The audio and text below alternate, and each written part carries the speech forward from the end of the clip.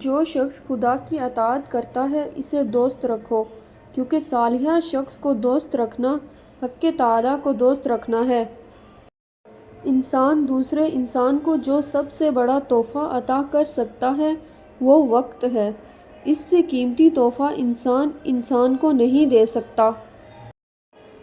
جسے اللہ تعالیٰ اپنی محبت دیتا ہے اسے پھر کسی اور چیز کی خواہش نہیں ہوتی، اور جسے وہ دنیا دیتا ہے اس کی خواہش بھوک بن جاتی ہے جو کبھی ختم نہیں ہوتی۔ بد اخلاق وہ ہے جس کا غصے کی حالت میں اپنے آپ پر قابو نہ رہے۔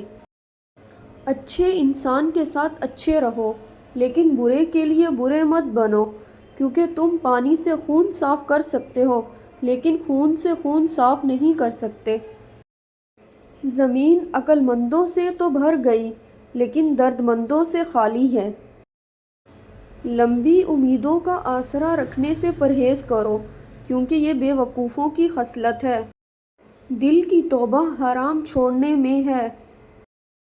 اپنی غلطی کا اعتراف کر لینا ایک بہترین خصوصیات ہے۔ اس سے نفس میں عاجزی پروان چڑھتی ہے اور تکبر کمزور ہوتا ہے۔ آسانیاں تقسیم نہ کی جائیں تو مشکلیں جمع ہو جاتی ہیں۔ جسے ماں باپ کی بات سمجھ نہیں آتی اس کو زمانہ بہت اچھے سے سمجھا دیتا ہے۔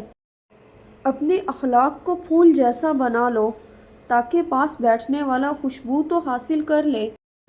فتح ہمیشہ بہت سی کوششوں اور لاتعداد شکستوں کے بعد ہی ملتی ہے۔